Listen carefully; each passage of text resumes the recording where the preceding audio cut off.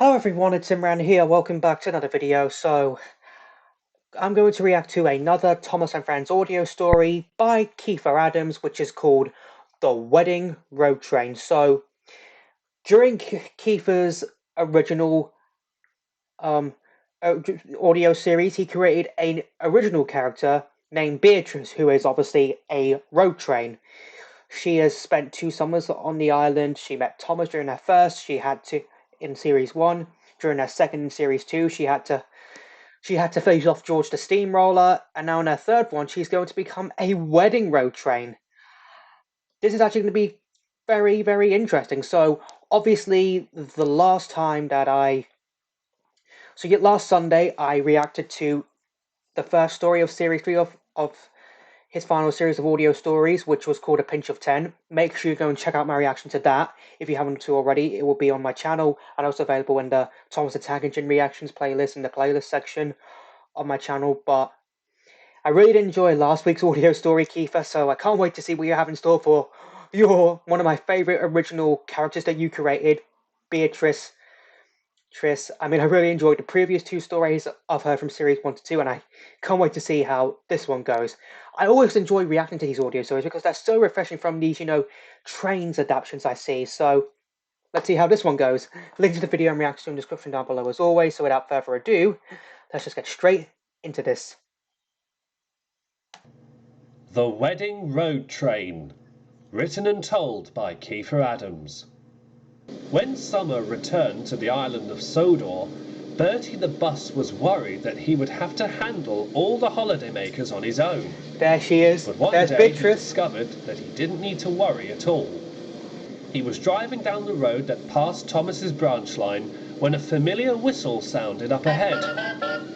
But it wasn't that of an engine. Do. Absolutely love Beatrice's horn or whistle. So, that you gave her Kiefer, that you gave Beatrice Kiefer. It was none other than Beatrice, the road train. "Hello, Beatrice," hooted Bertie. "I thought it would be a matter of time until we saw you again." "It's great to be back," Beatrice beamed. "This summer's going to be my last, though, unfortunately. Oh, I'm really? to work on another part of the mainland after this." "Make your last stay on the island a memorable one," chuckled Bertie, and he drove off down the road. Beatrice had to collect passengers from Farquhar, so she drove down the road with her 3 coaches in tow. When Beatrice reached Farquhar, she was just about to cross the road when James appeared. He had been shunting throughout the day and was looking forward to a rest, but the sight of Beatrice had perked him up. "Beatrice!" he cried. "Good to see you again. I'm sorry I missed you last summer." "Oh, that's all right," replied Beatrice. "What's new?" "Well," said James, "we're getting a wedding this afternoon." "A wedding?" pondered Beatrice. Yeah, "It's wedding. a lovely time," said James. "We had one last week for Mrs. Kindly's daughter. Lovely sight, according to Percy." Oh, so this is obviously set during series 5, where obviously we had the events of, make someone happy and of happily ever after, where Thomas and Percy went to, I think it was Harwick, or Normandy. I'm going to say either Harwick or Normandy, if I pronounce Normandy correctly, to Mrs. Kindly's wedding, and they used Old Slowcoach and a pair of buffers. It was quite a fun episode, that one was. And I also enjoyed the YTP, Nice Day for It, Isn't It? Which is based off that episode. You should go and see that YTP, by the way. It's by the real Xbox nerd, I think his name is. "I've never been to a wedding," said Beatrice thoughtfully. "Who's getting married?" "Edward's driver," replied James. Oh, "It's Edward's said to be a driver. wonderful service today. I've got to go. I'm taking guests to the wedding." And James darted out of the yard tender first. Beatrice sighed. Going to a wedding had always been a dream to her. Aww. But would she get her chance during her last visit to Sodor? Later that day, Thomas was at the middle station of his branch line. The weather had gotten hotter and he was feeling flustered. Is that At that Tory moment, Wreck? Bertie arrived. He looked rather nervous. Are you okay? Thomas asked. You look as if you've had a nasty run-in. I almost did with that car, replied Bertie. The one for the bride? Thomas asked. Indeed, replied Bertie. Giles is so reckless, even when he thinks he's carrying very important people. Be careful if you see him, won't you? Of course, replied Thomas. The guard then blew his whistle, and Thomas set off. I hope everything goes well with this wedding, he said to himself. So do I, and Thomas. He puffed cautiously up the line. Giles was a very proud and pompous car. Oh, so that's Charles. He was only taken out for private events, such as... Is that a reference to the King Charles II? Kiefer, I really would like to know that. Let me know in the comment key of this on my video, Kiefer, if it's a reference to King Charles II. Parties, and on this occasion, weddings. The moment he had learned he was going to take the bride to the church at Normanby, he was delighted and hadn't stopped boasting about it for days.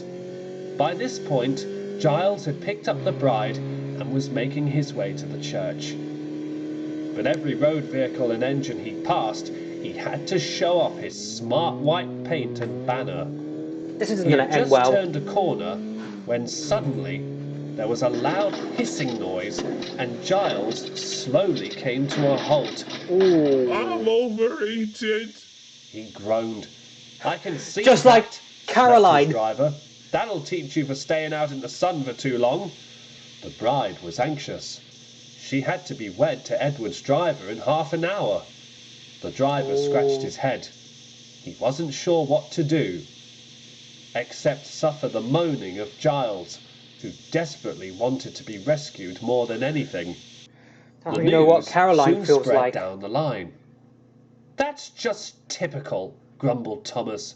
I knew that car was going to ruin everything. It's not technically Giles's fault, said Thomas's driver. Anything can happen, especially in weather like this. Yep. We've now got to figure out how the bride's going to get to the church. James had been listening to the conversation. Then he perked up. I know what to do, he cried. You? Said Thomas. What can you do? Not what I can do, said James, but someone we know can help. James explained everything. Ooh. Well done, James, congratulated Thomas's driver. I'll tell the Fat Controller at once. It's going to be Beatrice. He hurried away to find a telephone to make the arrangements. Time ticked by. Yeah. Edward and his driver, dressed in his smartest suit, stood waiting outside Normanby Church. Hey, look, Beatrice has got white paint now. Don't worry, Charlie, whispered Edward. I'm sure she'll be here soon. Edward's driver sighed. He was just about to go inside the church to wait when a whistle sounded. But of course, Yep. It was not the whistle of an engine. It was Beatrice. Yep. She came gliding in next to Edward, now painted in a rich, creamy white coat of paint. Oh, that white actually with wings suits painted Beatrice. on her bonnet in gold. One of her coaches had also been repainted too. She stopped next to Edward, and the bride appeared. Veil down and her bouquet of flowers at the ready. She looked beautiful. The wedding was an instant success. Hooray! This has got to be the best visit to Sodor ever, Beatrice told Edward. Indeed, the old engine agreed. Thank you, Beatrice. And no one had been more useful than Beatrice, the road train and friend to the Fat Controller's railway. Yep. Oh, alright, but... Well, there we have it. That was Beatrice's last visit to the island. Which is a shame, because I really thought Beatrice could become a permanent member of the Fat Controller's Railway. But I guess she's only needed in the summer where